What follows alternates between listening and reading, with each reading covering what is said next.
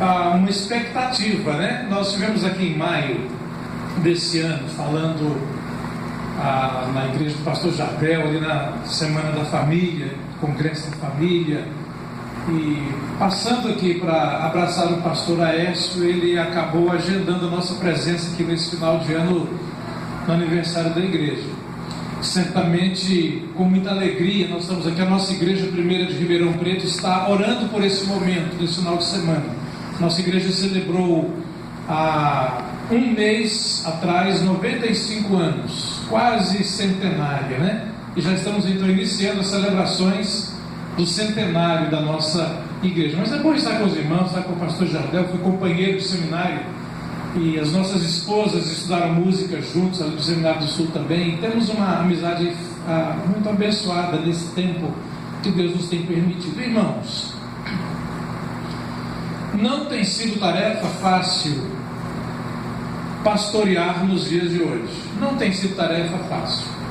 Sei que tem aqui vários colegas pastores, mas bom também que temos irmãos e irmãs que são as nossas ovelhas, muitas das quais compreendem a luta que é o ministério pastoral na atualidade.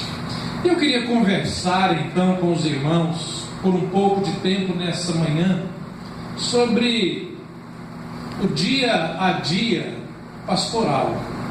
Dia a dia pastoral. Certa feita eu disse para uma ovelha minha, uma pessoa da minha igreja, que imaginava que pastor só trabalhava aos domingos. E alguns imaginam isso mesmo. Alguns imaginam. Pastor só trabalha domingo. E só de manhã e à noite. O resto da semana é uma semana tranquila. Irmãos, aí eu disse para aquela pessoa que imaginava isso. Eu falei, irmão, eu queria desafiar o irmão uma coisa. Só uma semana. O irmão passa comigo uma semana. Começa o dia, na hora que eu começo, me acompanha em tudo que eu faço o dia inteiro e encerra comigo domingo à noite. Aí o irmão vai perceber o que é o dia a dia da vida pastoral. Não preciso dizer que o irmão não aceitou o desafio e mudou um pouco o seu conceito a respeito do que é a vida ministerial. Mas quem é pastor, e muitas das nossas ovelhas sabem o que significa o dia a dia na vida de um pastor. Não é só domingo. Aliás, eu costumo dizer, eu sou pastor há 25 anos e prego desde os 14. Como eu tenho 54, então eu prego há 40 anos. E eu digo para os irmãos, imagino que todo pastor aqui pode concordar comigo, que do ministério pastoral, de todas as ações pastorais, eu diria, pregar não é a mais difícil. Pregar não é a tarefa mais difícil. Agora, fazer o ministério acontecer, isso se torna difícil. E eu selecionei, você deve estar vendo aí na tela, algumas ações. Como eu tinha foto minha, tinham que ser fotos minhas, né? Do dia a dia pastoral, no gabinete, estudando, com a família, no final de um culto, celebrando a ceia do Senhor, com a família, nos alegrando, apresentando o bebê, celebrando o batismo, fazendo casamento.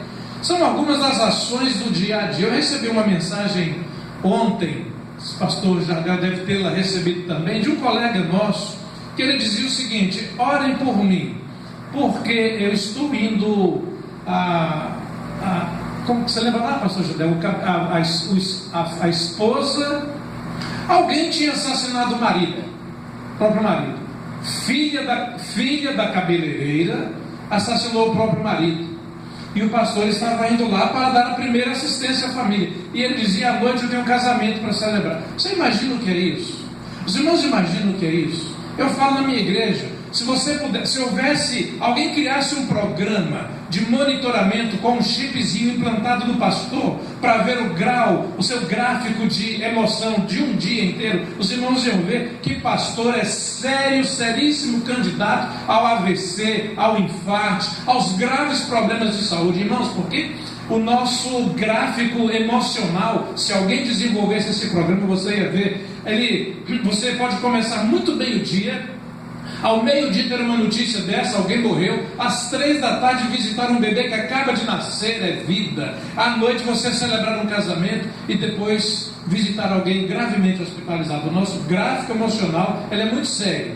Por isso que o pastor tem que se cuidar. Por isso que a família do pastor tem que cuidar dele. E por isso que as ovelhas têm que cuidar do pastor. Tem que cuidar do pastor, em todos os sentidos. Eu separei para ler para os irmãos um pequeno texto. Deixa eu só fazer um teste aqui, irmãos, para ver se... Eu acho que tem que pôr no modo de exibição. Não sei se está no modo de exibição. Está voltando ao mesmo... Minha esposa vai só dar uma verificada lá para a Gisele, para isso caminhar. Isso tem que caminhar. Eu separei para nós lermos um pequeno texto. Queria que você abrisse a sua Bíblia ou acessasse o texto. Hoje a gente pede para abrir ou acessar. Na minha igreja você fala, abra ou acesse, depende do equipamento que você tem, então você vai acessar o texto de alguma forma. Me parece que deu certo aí, ó, irmãos. Parece que deu, né? Vou fazer o último teste aqui. Passa junto comigo aí, fazendo um favor, tá? Pode ir para o próximo slide, por gentileza. Dia a dia pastoral numa sociedade em transformações. Olha aí, 1 Pedro, capítulo 5, de 1 a 4. 1 Pedro 5, de 1 a 4, diz assim: rogo-vos, pois, aos presbíteros que há entre vós, está falando aqui de pastor, eu, presbítero como eles, e testemunha dos sofrimentos de Cristo, e ainda coparticipante da glória que há de ser revelada, pastoreai o rebanho de Deus que há entre vós, não por constrangimento, mas espontaneamente, como Deus quer, nem por sórdida ganância, mas de boa vontade, nem como dominadores dos que vos foram confiados, antes tornando-vos modelo do rebanho. Ora, logo que o Supremo Pastor se manifestar, recebereis a imarcessível coroa de glória. Dr. David Gordon, professor do seminário batista em Dallas, do Texas, ele disse o seguinte: tenho a impressão de que era mais simples ministrar há algumas décadas atrás. E ele continua dizendo assim: a pós-modernidade alterou radicalmente nossa maneira de lidar com as pessoas e com a própria vida, e isso trouxe influência direta sobre o ministério. Dr. Gordon é professor na cadeira de Ministério Pastoral, ele entende bem do assunto Ministério Pastoral, e eu concordo com ele, Sabe por quê, irmãos? Cuidar de pessoas não é fácil, os irmãos sabem disso. Cuidar de pessoas não é fácil. Pregar é relativamente fácil.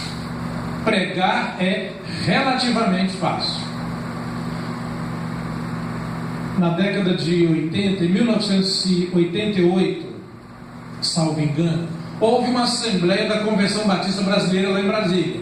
Nós estávamos lá participando, eu era seminarista.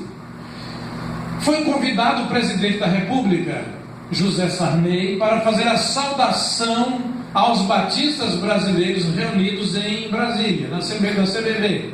E o presidente da República, na época José Sarney, foi à plataforma, fez uma saudação brilhante usando diversos textos bíblicos, desafiando os batistas, e fez um discurso de uns 15 minutos que arrancou aplauso das pessoas logo depois. Uma senhorinha que estava à nossa frente, na cadeira à minha frente, ela olhou para trás e disse o seguinte: que pregação sensacional, podiam ordenar o pastor. Uma senhorinha simples, humilde. Pregar é fácil.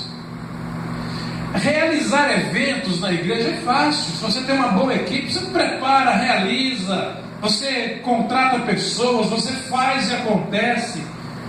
Fazer eventos, pregar. Agora, irmãos, cuidar de pessoas, essa tarefa não é fácil, porque cuidar de pessoas exige muito mais do que bonitas palavras e de algumas coisas bem arrumadas.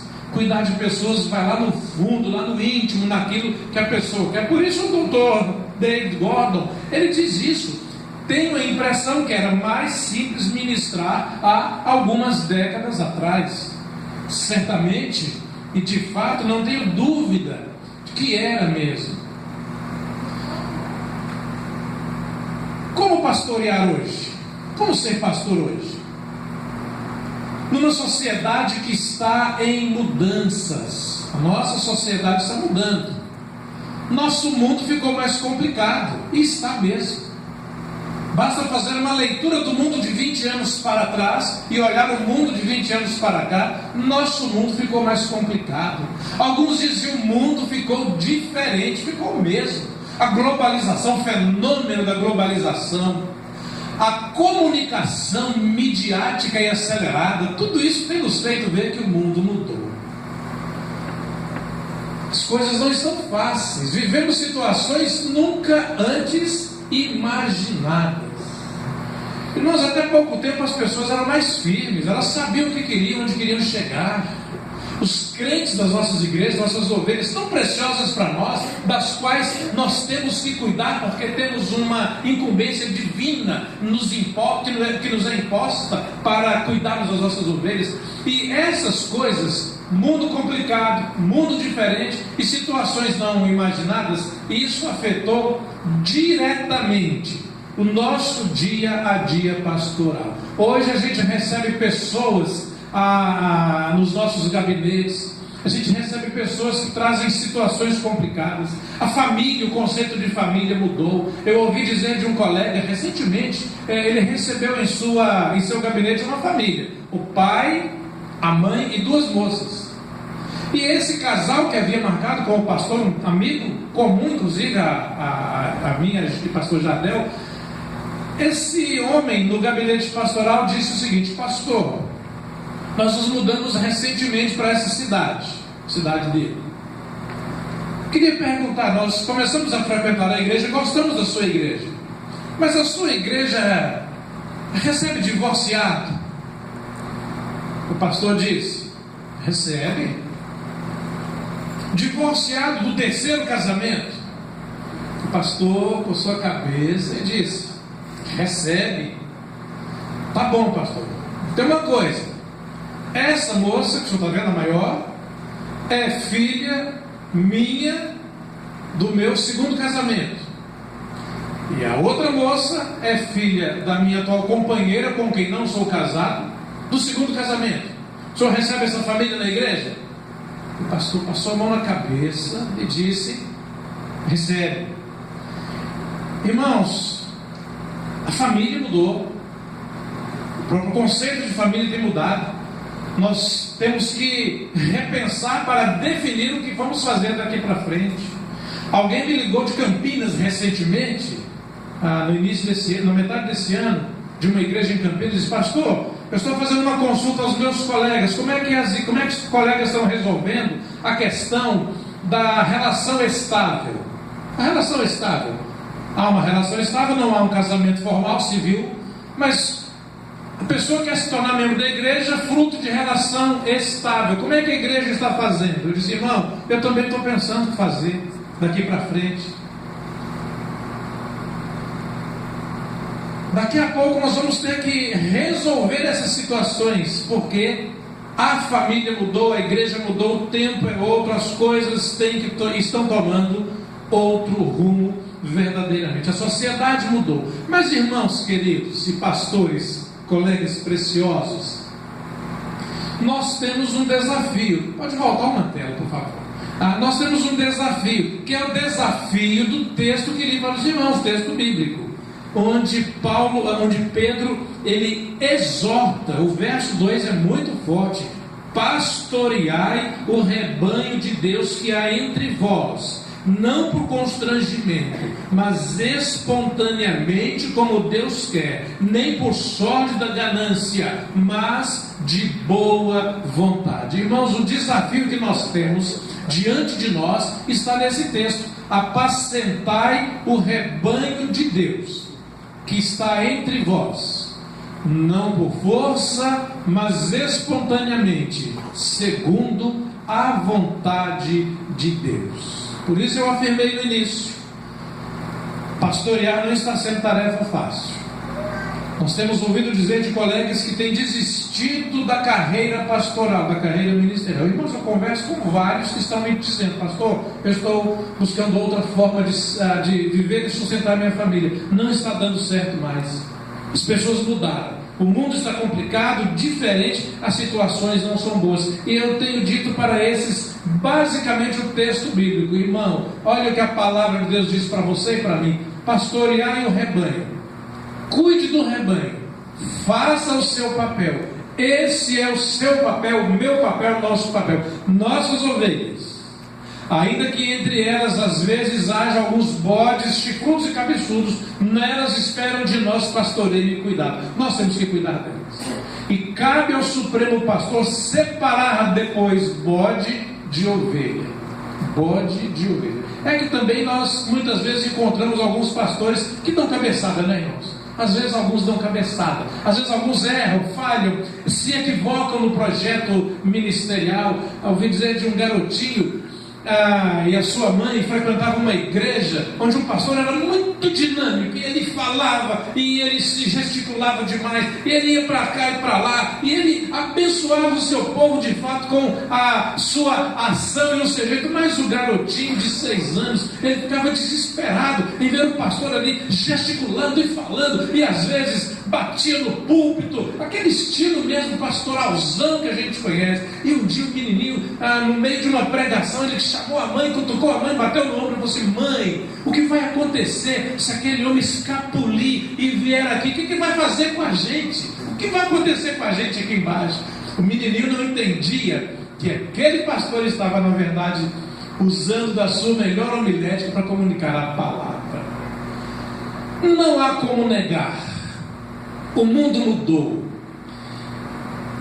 E se não mudarmos, meus irmãos, acabaremos nos sentindo como visitantes em um mundo que não respeita nosso passado e não valoriza algumas das nossas mais profundas convicções, disse David Harvey no seu escrito Condição Pós-Moderna.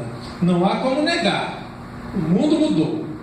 Se nós não nos adequarmos a este mundo que mudou, nós vamos nos sentir num mundo como alguns ETs nessa atual conjuntura da sociedade. Qual é a grande questão? A grande questão: até que ponto a prática pastoral foi afetada pelas mudanças da nossa sociedade? Até que ponto a prática pastoral foi afetada pelas mudanças da nossa sociedade? Você consegue entender até que ponto? A gente consegue entender até que ponto esta prática que a gente tem que exercer como pastores tem sido afetada pela mudança? Em primeiro lugar, nós convivemos hoje com pessoas mais exigentes. Irmãos, os nossos auditórios, eles estão repletos de crentes exigentes. Quando eu assumi o pastorado da primeira igreja batista de Ribeirão Preto, São Paulo, há 7 anos e meio, depois de 20 anos pastoreando em Brasília, uma primeira frase que eu disse no primeiro culto que dirigi no domingo pela manhã, tomei posse sábado à noite e assumi, e no primeiro domingo pela manhã, após fazer alguns ajustes, aqueles primeiros recados, eu disse o seguinte: irmãos, quero lhes dizer uma coisa, aqui em nossa igreja, você não vai encontrar em lugar nenhum, você pode procurar, você não vai encontrar aquilo que você encontra nas empresas comerciais, um lugarzinho escrito assim: deixe aqui a sua reclamação. Já viram isso? Tem muito lugar, no mercado, no comércio, deixe aqui a sua reclamação. Ou você não vai encontrar, eu disse, guichê de reclamações, porque em nossa igreja não há lugar para reclamão, a pessoa fica reclamando. Agora, Se você quiser fazer sugestão, fica à vontade. Você pode fazer sugestão, ela poderá até ser acatada. Não temos guichê de reclamação. Os nossos membros das nossas igrejas estão ficando cada dia mais exigentes. Muito exigentes. Não sei como é por aqui. Mas São Paulo, o pessoal, não é fácil, não. Paulista não é fácil. Não é fácil. Eu só aprendi isso depois que eu fui para lá. Como eu não sou de lá, sou estrangeiro na terra, né? Eu sou um mineiro da roça, do mato, criado em Brasília, estudei no Rio e fui ser pastor em Brasília, depois de São Paulo. O paulista não é fácil. Então, você pastorear paulista é uma arte fantástica.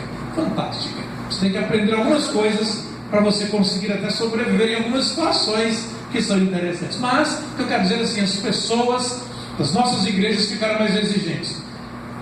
É culpa delas, das ovelhas? Lógico que não, irmãos. Por causa da globalização, do fenômeno da comunicação, as pessoas aprenderam a ficar mais exigentes. Nós somos mais exigentes. As pessoas não querem ouvir qualquer coisa. As pessoas não querem ouvir as repetições da mídia. As pessoas hoje nos testam. Elas nos testam muitas vezes.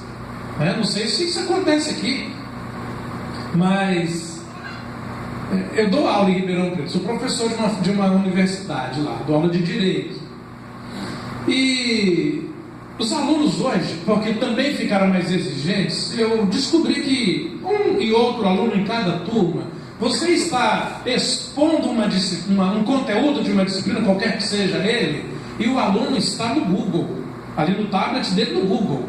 E dependendo da expressão que você fala, ele nunca ouviu a palavra, mas ele corre no Google e pergunta para o Google aquela palavra. E o Google dá uma série de respostas. Aí ele faz de conta que sabe, levanta a mão e pergunta algo que ele acabou de ler no Google. Ele está mais exigente. Os membros das nossas igrejas estão mais exigentes. Não sei se ficam no Google buscando o que o pastor está pregando, para depois confrontá-lo. Mas as pessoas estão mais exigentes. Em primeiro lugar, elas expõem abertamente suas preferências e necessidades. Elas expõem mais abertamente suas preferências e necessidades. Quando eu era assim, até o início da minha juventude, o que o pastor falava aqui desse púlpito virava lei, era lei. Irmãos, quinta-feira que vem, 8 horas da noite, culto na casa do irmão fulano de tal, todo mundo lá. Irmão, quinta-feira você chegava, estava todo mundo lá.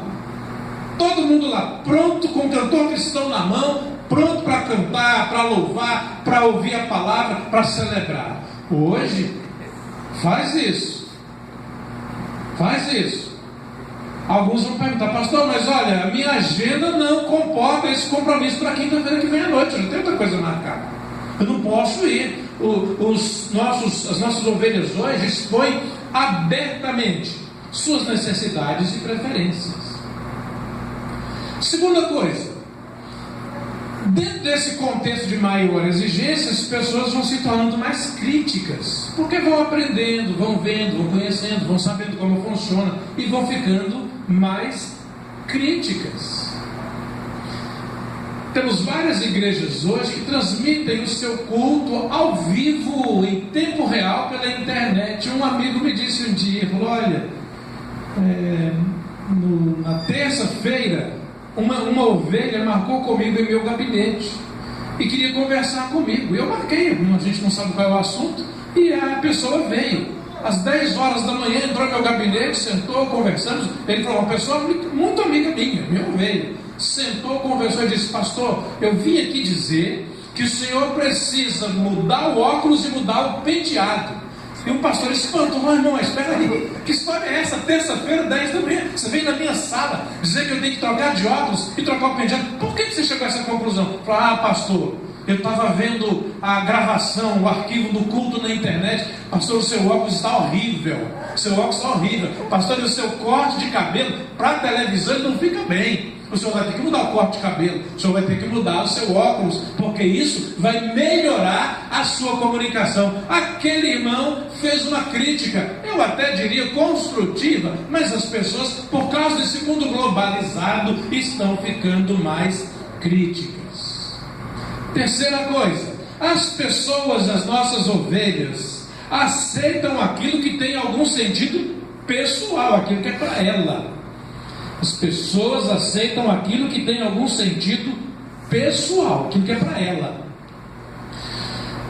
Como eu disse algum tempo atrás, se eu dissesse, a gente dissesse, olha, o culto quinta-feira na casa da irmã fulana de tal, todo mundo estaria lá. Isso hoje não tem funcionado, pelo menos na minha realidade. As pessoas aceitam aquilo que tem a ver com ela, necessariamente com ela. Casamento, na minha igreja, casamento, celebrar um casamento. As pessoas que costumam ir ao casamento de um membro da igreja, um casal da igreja, são aquelas pessoas que têm maior afinidade com aquele casal, sabiam, irmãos? A minha realidade em Brasília, quando eu era pastor em Brasília, se você dissesse casamento tal dia do casal da igreja, fulano e fulano, a igreja lotava, independente de festa e recepção, independente. Na minha realidade hoje, as pessoas vão as que têm maior afinidade.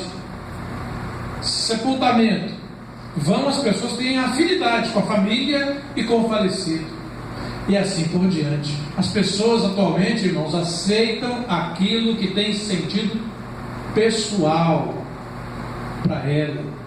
Todo mundo hoje anda munido da sua agenda pessoal, e a agenda é pessoal mesmo. E quando você fala alguma coisa, todo mundo consulta a agenda imediatamente. Qualquer coisa que você fala, você consulta a agenda imediatamente.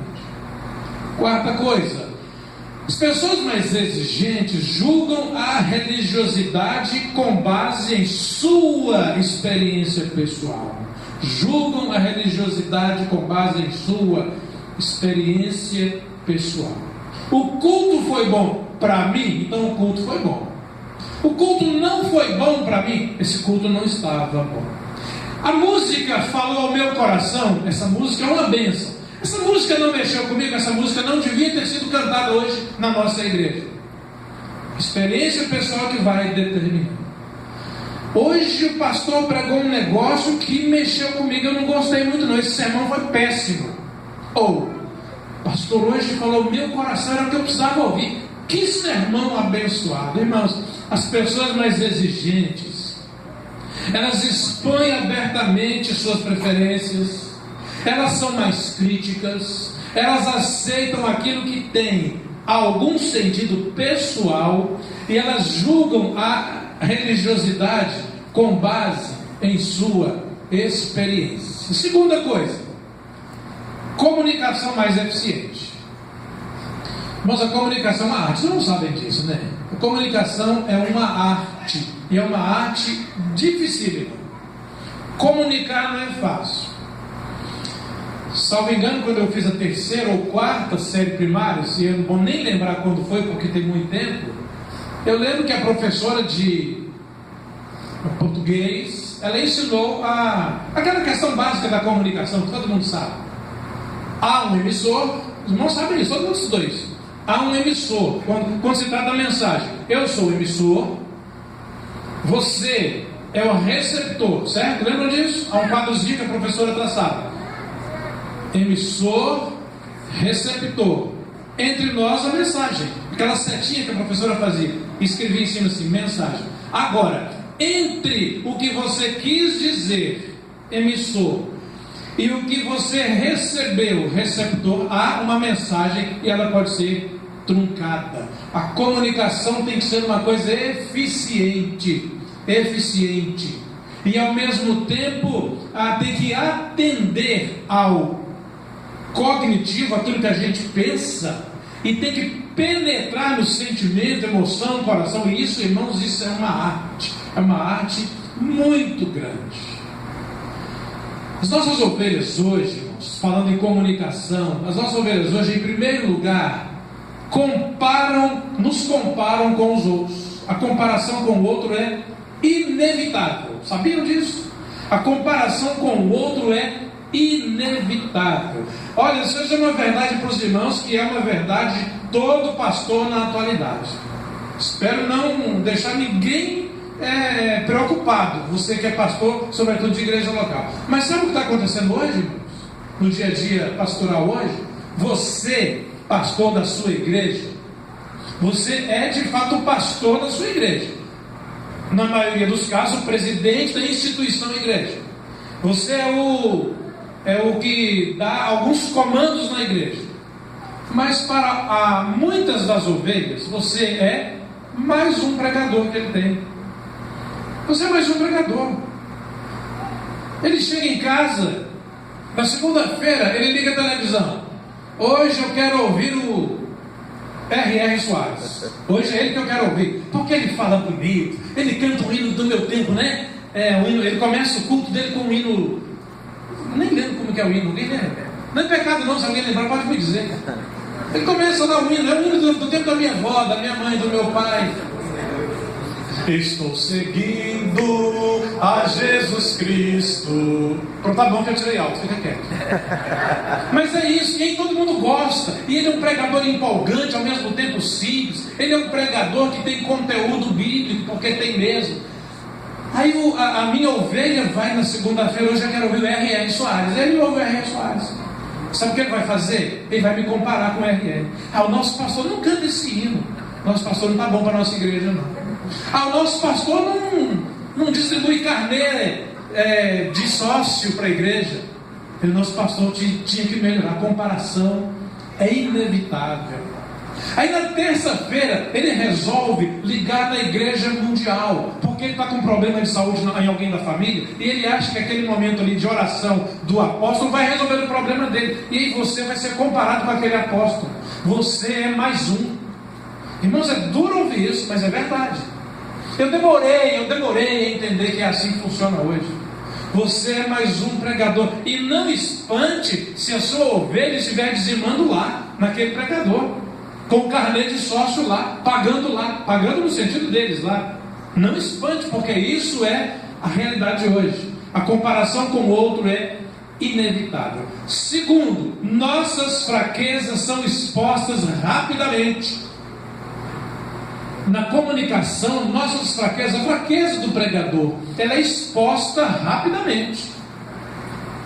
Até porque, irmãos, nós pregadores, pastores, homens de Deus, de fato o somos, porque o Senhor nos chamou para isso. Irmãos, nós temos as nossas fraquezas, nós temos as nossas dores de coração, nós temos as nossas dores na alma. Nós temos, irmãos, ninguém se iluda não.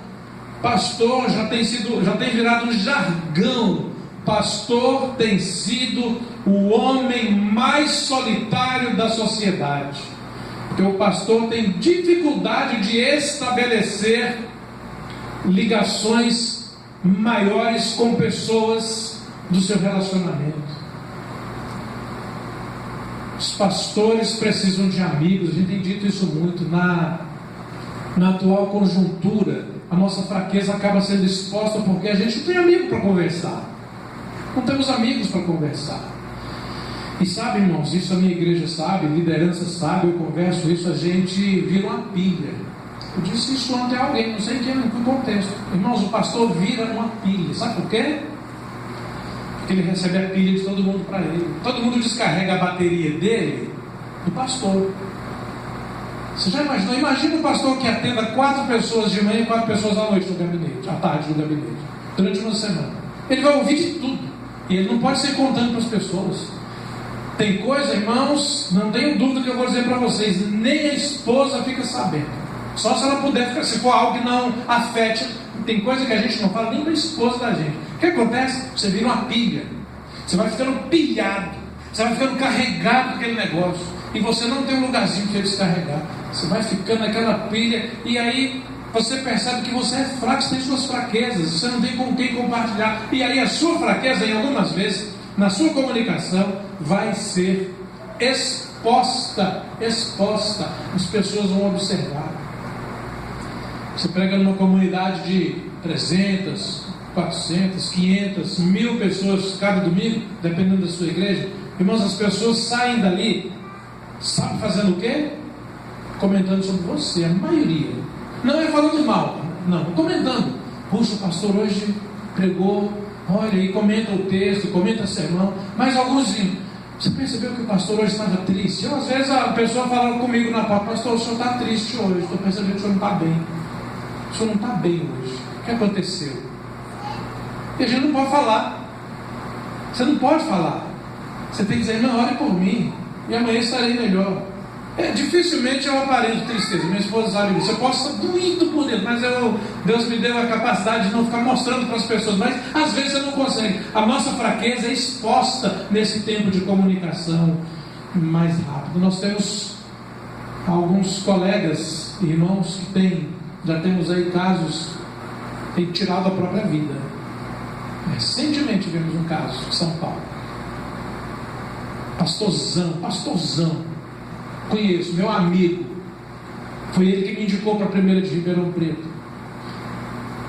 Eu fui o último colega que esteve com ele antes dele morrer. Porque eu preguei na igreja dele 15 dias antes, no aniversário da igreja dele. E 15 dias depois eu recebo a notícia, o WhatsApp, 6h20 da manhã, de algo que tinha acontecido. E depois, conversando com a esposa viúva, ela disse: as pessoas não sabiam a dor na alma que meu marido estava vivendo. Não sabiam a dor na alma. A fraqueza é exposta. Terceiro lugar, a comunicação gera um maior número de informações ao mesmo tempo. A comunicação gera um maior número de informações ao mesmo tempo, e isso traz anseios às pessoas. Irmãos, a comunicação já é um negócio de louco. Desculpa a expressão, um negócio de louco. A gente às vezes fica sem saber com quem que você falou certas coisas. Porque a gente fala com tanta gente hoje ao mesmo tempo, os grupos, as redes sociais, você fala com tanta gente. Às vezes você já percebeu, eu vou dizer aqui que você já fez isso, você já postou em grupo errado, você já clicou no negócio e você bateu na cabeça, não era para esse grupo. Se for coisa complicada, você vai ter que resolver. Mas quantas vezes, irmãos, a comunicação gera um maior número de informações ao mesmo tempo, e isso traz anseios aos corações das pessoas. Outra coisa que acontece regularmente, o impacto direto da tecnologia. Vou repetir, impacto direto da tecnologia. Irmãos, tecnologia hoje faz parte do nosso dia a dia.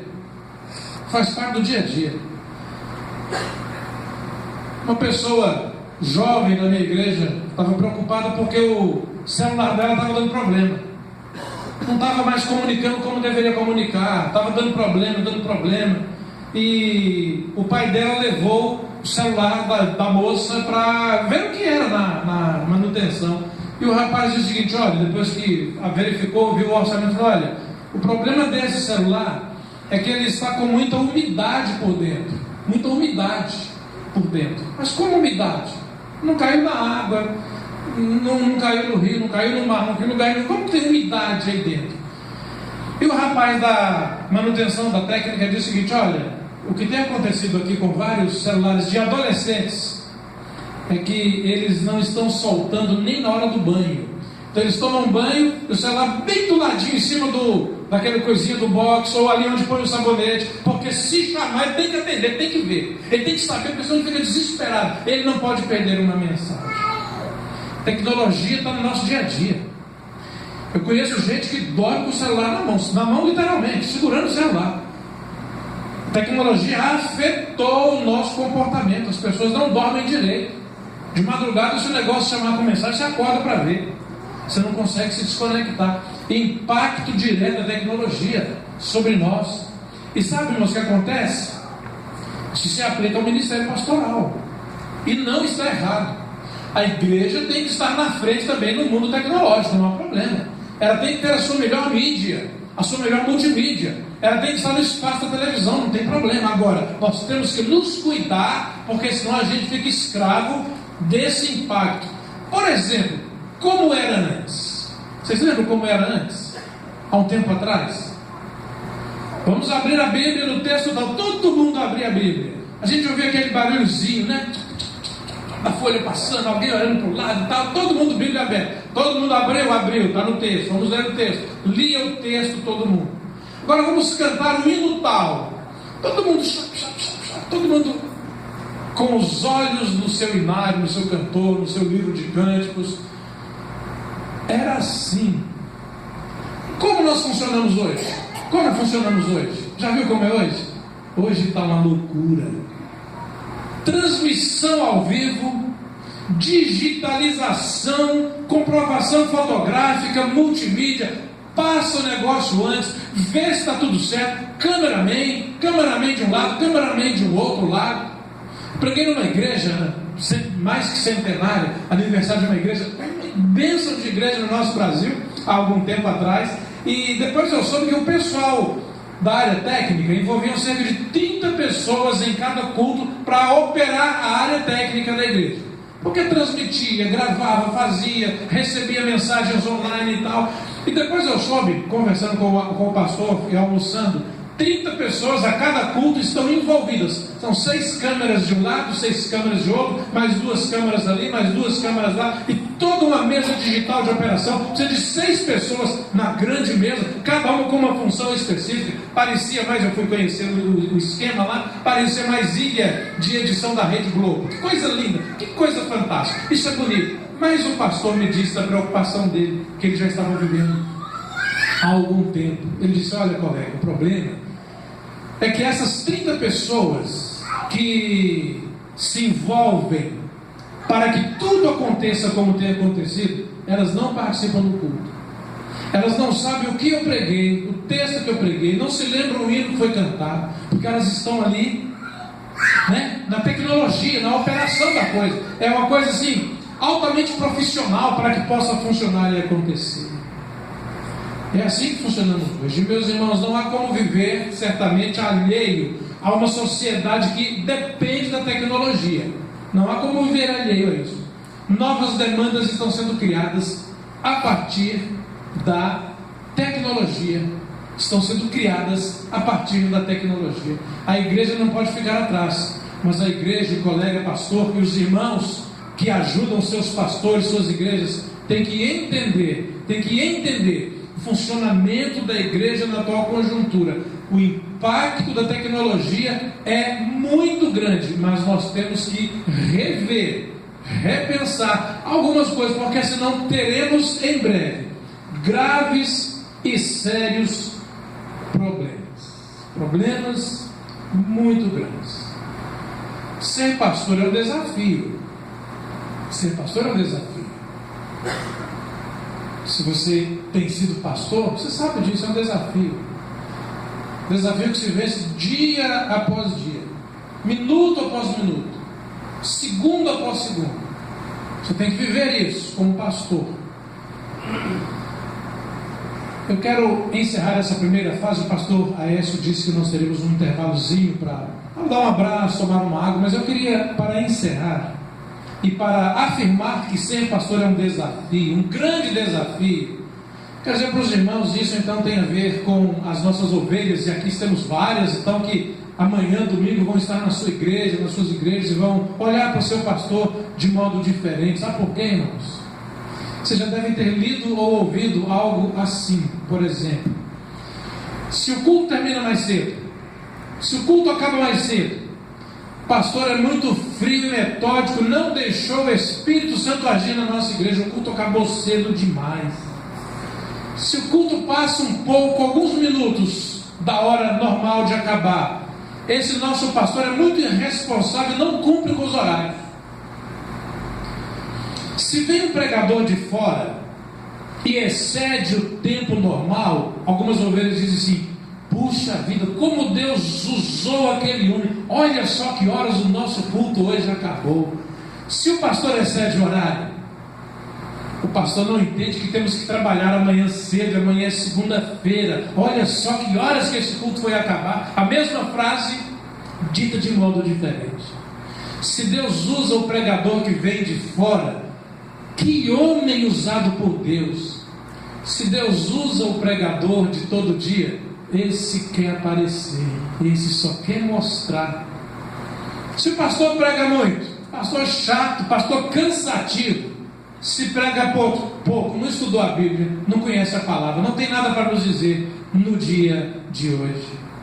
Se a palavra do pregador de fora falou a sua vida, ele sabe tudo de mim, é uma bênção. Se o pastor faltar a algum culto, você já percebeu isso? É sem cuidado com as suas obrigações. Se algum irmão, uma ovelha nossa, falta ao culto. Ah, pastor, eu estava cansado demais, precisava relaxar um pouco, por isso eu fiquei em casa hoje. Se o pastor não visita, é descuidado, relaxado com as suas ovelhas. Se o pastor visita, não sai da casa dos irmãos, parece que não tem lugar para ficar.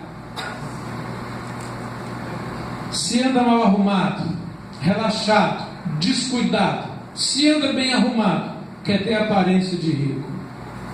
Se os filhos do pastor são ativos, peraltas e fazem a sua baguncinha, o pastor não educa e não disciplina os seus filhos. Se os filhos de algumas ovelhas fazem bagunça, criança é assim mesmo, pastor. O senhor entende, né? Criança ninguém consegue segurar. Se o pastor erra em alguma coisa, isso é inadmissível. Pastor não pode errar. Se às vezes o nosso membro da igreja erra, pastor, todo mundo pode errar, temos que exercer o perdão e a misericórdia. Se ora muito, está querendo se mostrar e ser um grande santo. Se ora pouco, nem orar sabe. Se a esposa do pastor é ativa na igreja, atuante na igreja, coitado do pastor, se a esposa do pastor não é ativa na igreja, coitado do pastor, merecia uma esposa bem melhor para ajudar nesse ministério. Se ela é ativa e abençoa a igreja, essa quer aparecer, só quer estar na frente. Irmão, ser pastor é um desafio, ser família de pastor é um desafio, grande desafio. E eu quero desafiar os irmãos como ovelhas ou como pastores, olharem de modo diferente para o tempo que a gente tem vivido. E o tempo que a gente tem vivido há de nos caracterizar e nos mostrar algumas coisas que deverão acontecer, das quais falarei dentro de 15 minutos. O pastor Aécio pediu para fazer um intervalo, então até as 10h35, os irmãos dão um abraço aí e tomam uma água e a gente volta às 10h35. Deus nos abençoe, viu, meus irmãos?